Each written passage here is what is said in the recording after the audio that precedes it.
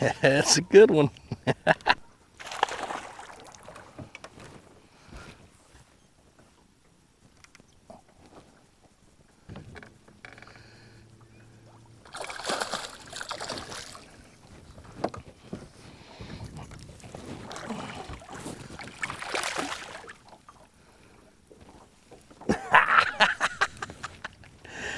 Oh, that's not a bad fish at all. Hey guys, this is Gene Jensen, and I'm gonna show you a different way to fish a drop shot rig. Sweet.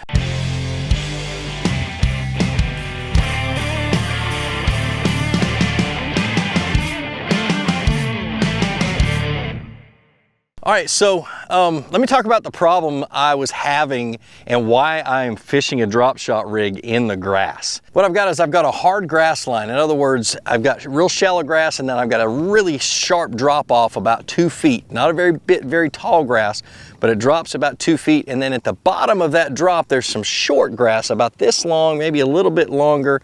And it keeps getting hung up in my Texas rig and my jig and anything I drag out of that grass and let fall down right there. And these bass are cruising up and down that grass line.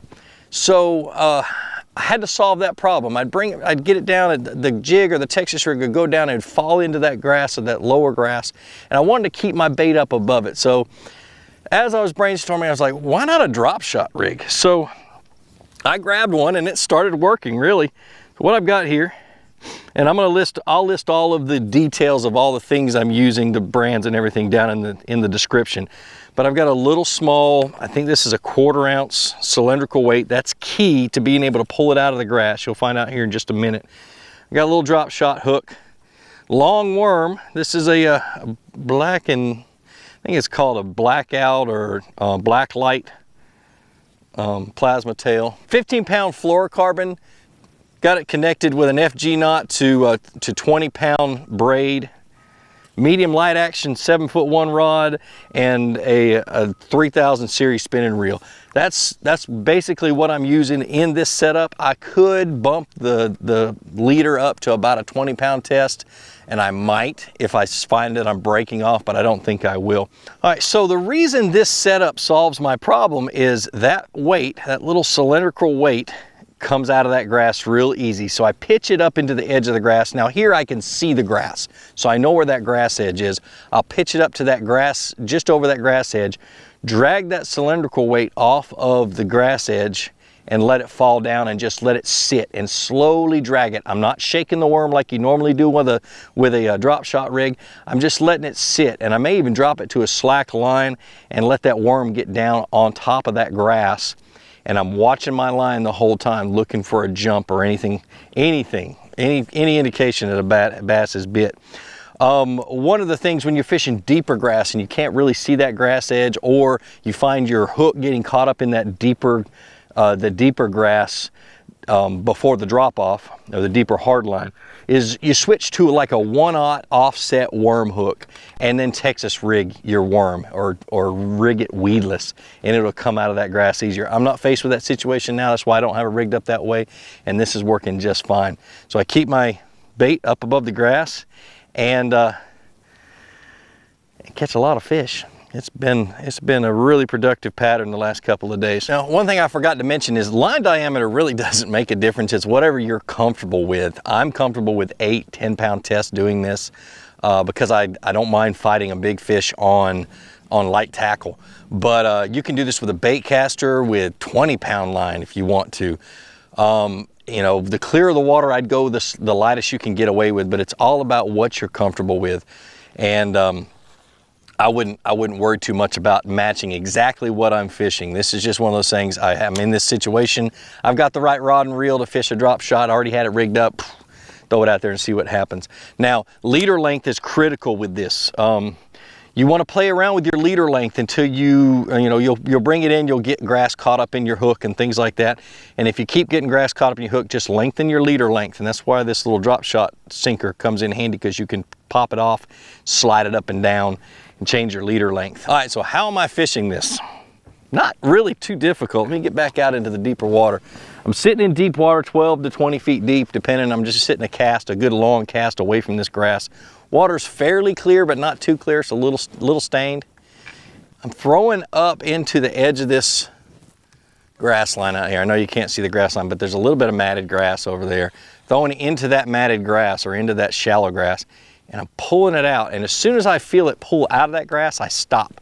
I let it sit there. The worm is in the strike zone, so I'm not going to move it out of the strike zone very fast. I'm just going to kind of move it and shake it. And the reason I'm shaking it is that weight is getting into that grass that's tapered off of that edge, that short grass. And so I'm shaking it just to get that weight out through the grass as I'm trying to move it. And I'm don't really care whether or not I'm shaking the worm, because I've found that these fish today will bite it when it's just sitting still better than they will when it's shaking. So I let it sit for a minute. See, there's the bite. See if he's still on it. Feels like a small fish. Hey, he's a little better. Ah, oh, worm came out. I need to tighten that drag down. Okay. But that's kind of how it is. I found that they're biting when it's sitting still, so I'm not trying to move it very much. We had a cold front move through a couple of days ago. These fish are a little turned off. And the less is best when that happens. Now, the reason I like to fish a spinning rod doing this is because you can cast that little 1/4 ounce weight a mile. And so I don't mind fishing with this little fairy wand when I'm doing this. The reason why I absolutely love this fishing a drop shot like this is you can keep that worm in the strike zone a lot longer and keep it up off the bottom if they're feeding up off the bottom, which they are.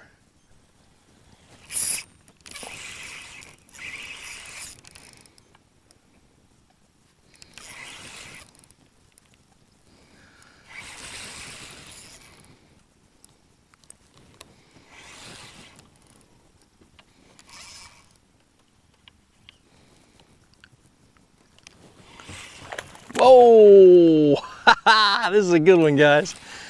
I'm telling you, this technique really works well. I mean, really well on the outside edge of the grass. Just let it sit there for about 30 seconds, hanging out in the strike zone. I moved it just a little bit and got hammered by this horse that I got on the other end of this line. It's going to take a minute. But before I end this, I got to tell you, go check out my fishing shirt of the month club. $10 a month, I send you a fishing t-shirt. And then I got my other channel that I'm about to blow back up, and that's my Flukemaster review channel. But go check those out. It's pretty cool. Man, he's digging. I'm in 20 feet of water. He's 10 feet down. Here he comes. He's coming back up. Come on. We're gonna net this son of a gun. You guys gotta see this fish. They're so healthy here at Bienville. Oh, look at that thing. God, it's 4, maybe 4.5 pounds.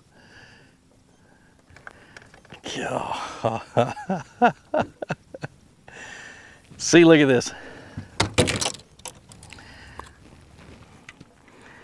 Little bitty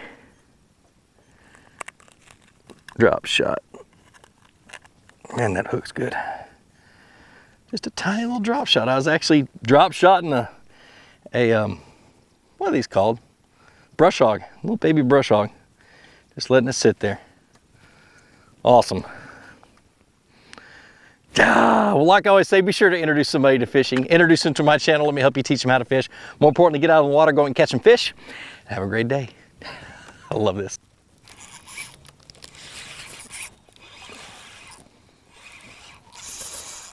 I don't know what this is, but he's pulling some drag.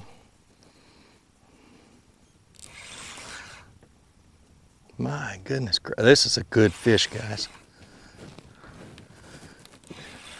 Feels like a dang grunnel. Bowfin, whatever.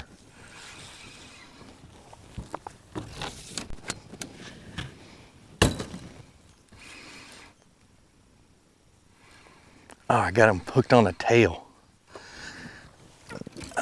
Still a good fish though. Tail hooked the fish. Whoa, he ain't ready to come in. Oh, it came off. Oh well, it's about a 4-pounder. Hard to get them suckers in.